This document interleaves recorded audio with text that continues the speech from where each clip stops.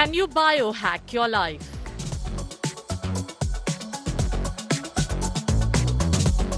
How can you live longer?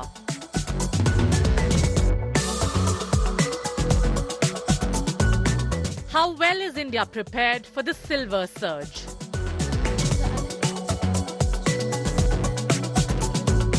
Top doctor speaks to India today.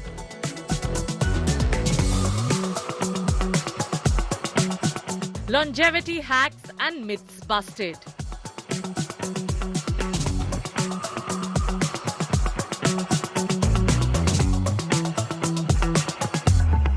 The only 8 life essentials you need. Some people call them longevity essentials 8. Some people call them the lifelong essentials 8. The life expectancy difference is 24 years. Dr. Shitij Kapur, exclusive on India Today.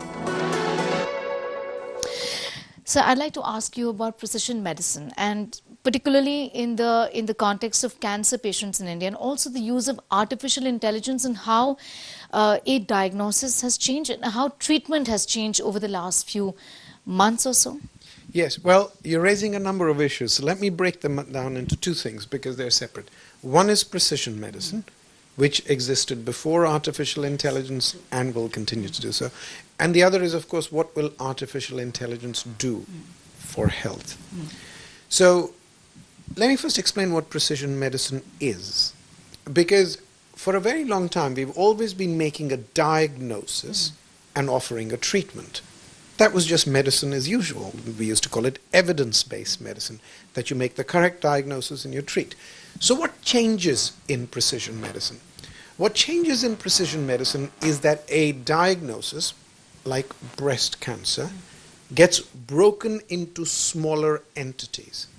So at one level, someone has breast cancer, but then when you do the section of it and when you do the genetics of it, you realize that there are, let's say, 4 types of breast cancer. They look the same, the symptoms may be the same, but you realize that either the person's genetics or the cancer's genetics are different.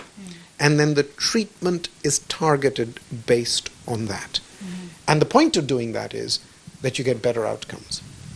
Now, this is not as yet available for everything. It is available certainly for certain cancers, particularly for breast cancer, but also certain other cancers. But for some very common diseases, as people have blood pressure, diabetes, we do not as yet have precision medicine.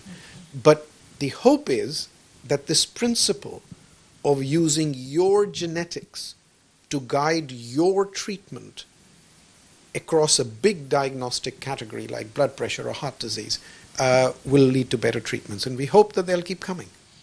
When you talk about precision medicine, I think affordability is obviously going to be a big concern there.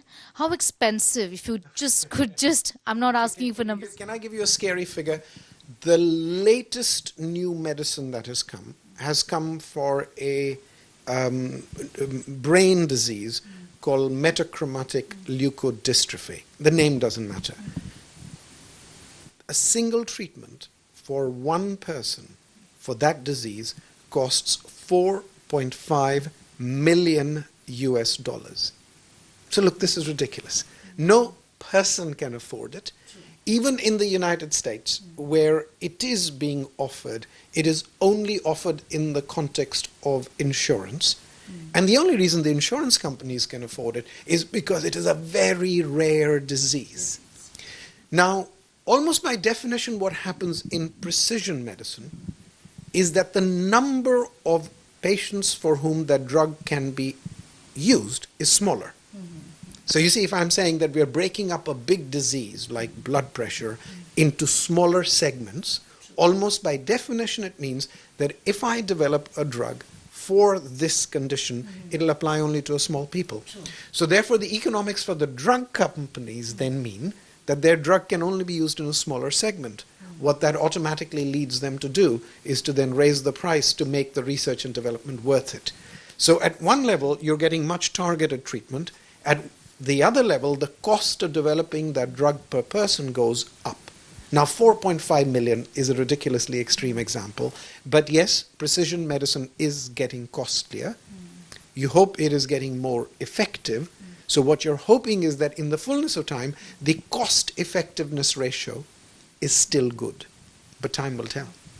When it comes to India right now, what a lot of people are looking at is not, diagnostics, just diagnostics. They're going in for like a blood test once in every 6 months, but more like something that can predict how healthy will you be in the future. And that's why AI, artificial intelligence, comes in, and predictive health is being offered. Again, it's an expensive treatment for many Indians will not be able to afford it. But do you see predictive health as the future of healthcare as well?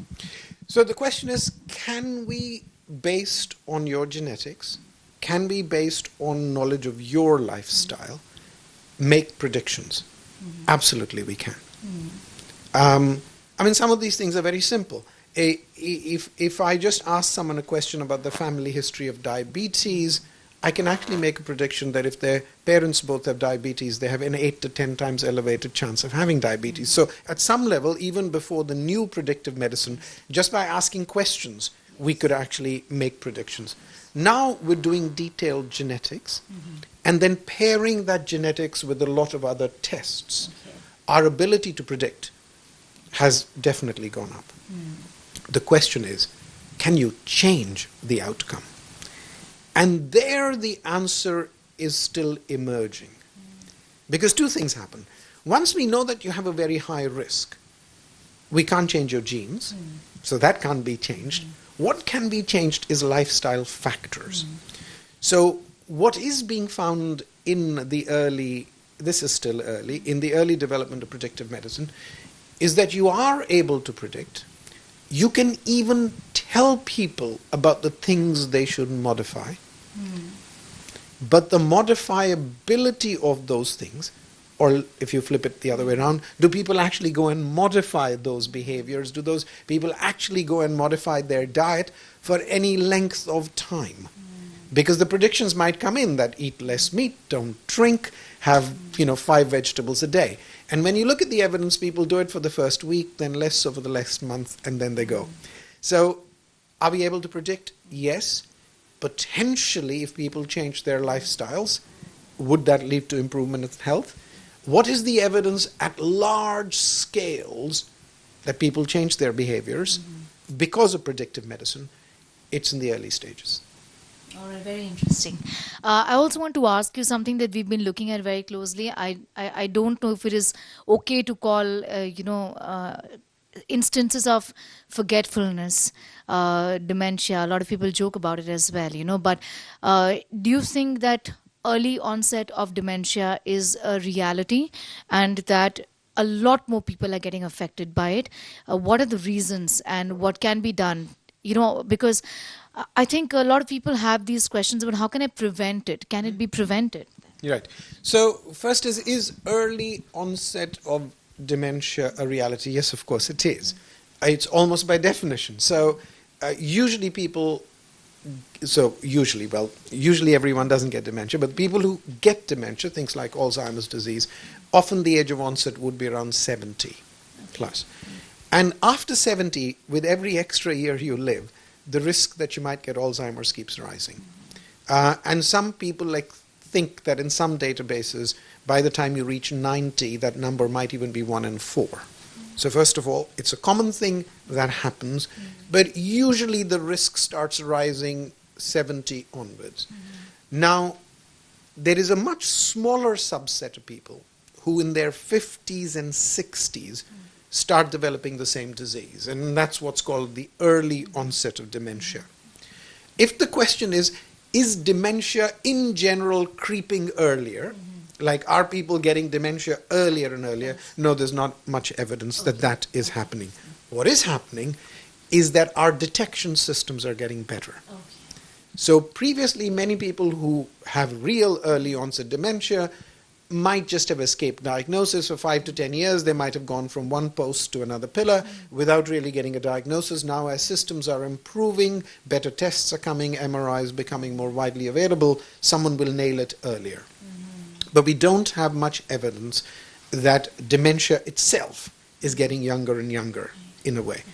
Now, what can you do to delay dementia? Look, the honest answer is we don't know. Okay. But there are some modifiable risk factors.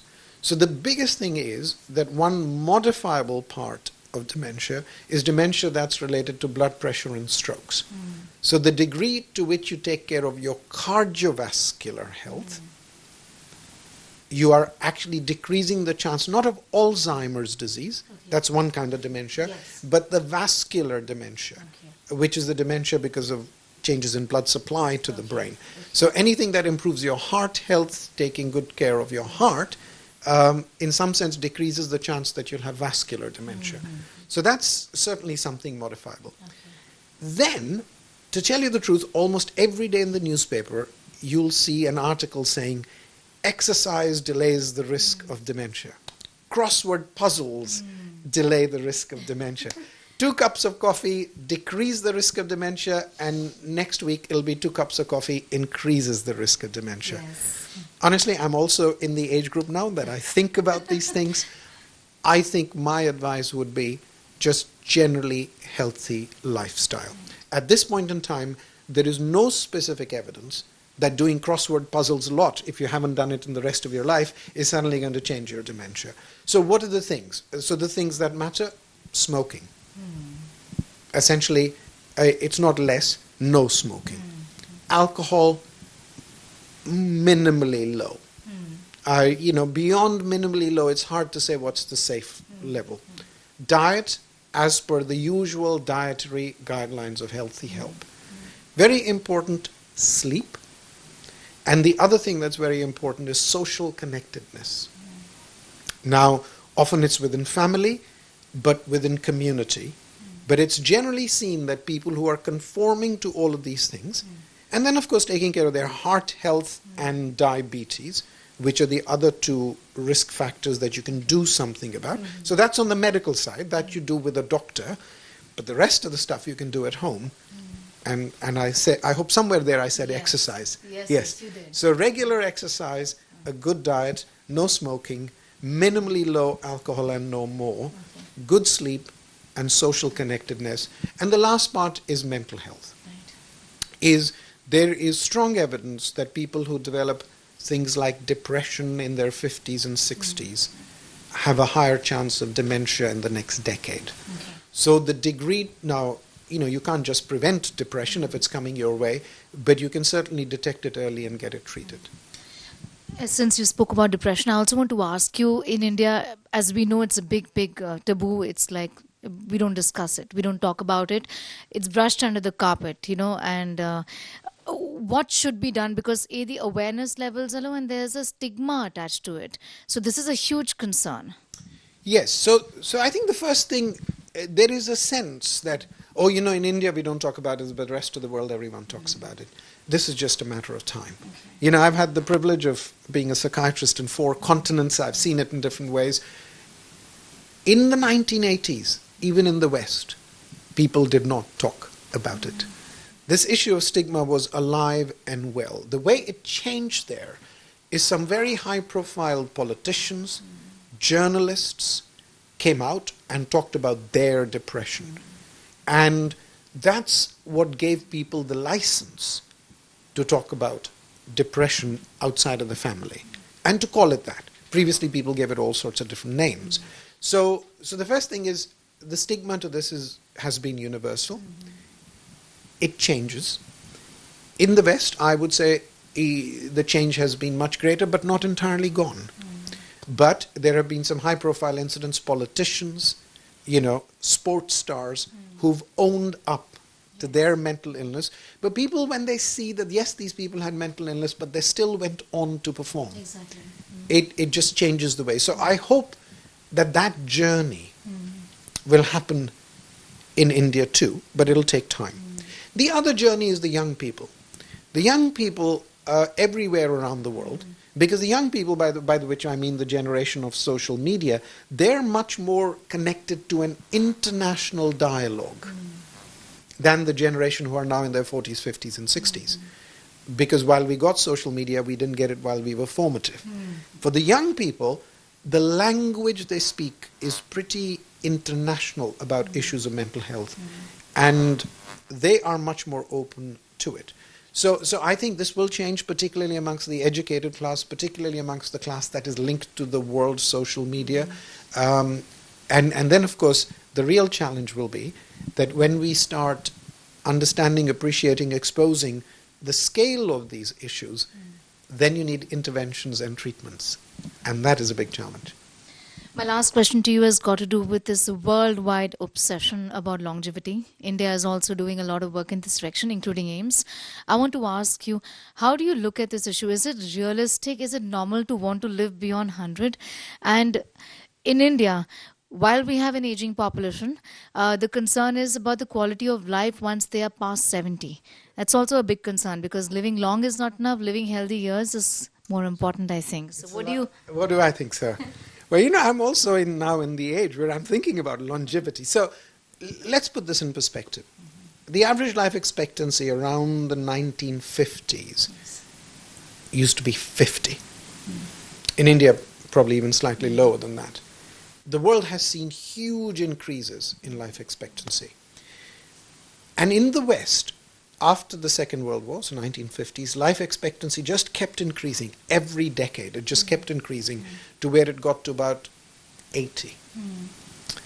And for the last 7-8 years now, it is stuck. Life expectancy in the United States is actually decreasing. Modestly so, but it's going down. In the UK, plateaued, slightly decreasing. Australia, the same. So this march to just getting older, this is despite all the developments in precision medicine, all the developments in cancer treatments. So the first is, in the West, life expectancy is now plateauing. So this idea that we will all move to live to 100 is becoming a little tricky. So that's point number one. The second thing that's becoming clear is that spending more and more money on precision medicine is not going to change the life expectancy of populations. Obviously, for the single person, it makes a difference, but no one has found anything that can, through these medical interventions in a disease, dramatically change. The things that dramatically change life expectancy through medical interventions are really public health interventions, and ideally done at the younger stage, when you're a child. It has to do with vaccinations, nutrition, etc. Once you're past 40, what can make you live longer? Now, there are many studies that have followed people from 40 on and tried to figure out what's the secret to living longer. And the secrets actually were, in some sense, what I just told you. Now, of the things you would do to avoid dementia. Those exactly are the same things. Some people call them Longevity Essentials 8. Some people call them the Lifelong Essentials 8. But those are those very simple: no smoking, minimal amount of alcohol, regular exercise. You have to take care of your blood pressure and diabetes, but then not everyone has that problem. If you're taking care of those Life Essentials 8, and this is important for your listeners to understand the magnitude of the impact.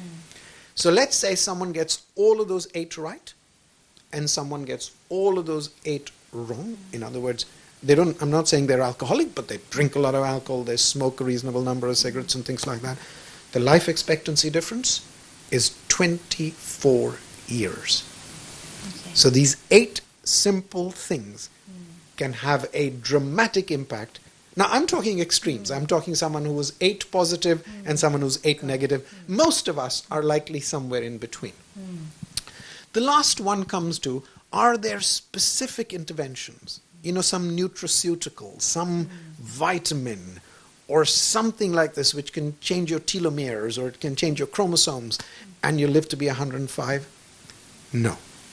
And I think people should be very cautious, because I do see ads of this kind, particularly on the internet, and I'm particularly bothered by that, because I could see vulnerable people could land up spending a lot of time.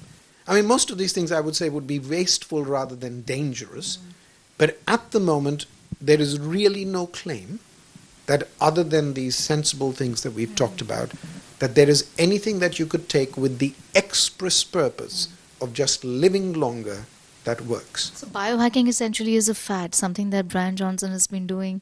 What do you have to say about that? Yes, look, I must say, I just have, before I call something a fad, I have to, of course, study it well enough to know. Now, look, I haven't. Okay. And honestly, I would say at the moment, it is a sci-fi concept. And we'll need much better evidence. There may be something to it, but the point is it's just not proven. Okay. He's just experimenting, I think. Look, individuals will do amazing things. Yes. Everyone will know a grandmother or a great-great-grandmother who's lived to 106. And there are, in some families, where longevity just happens more. Yes. But, that's probably genetic or maybe what that family does in terms of lifestyle.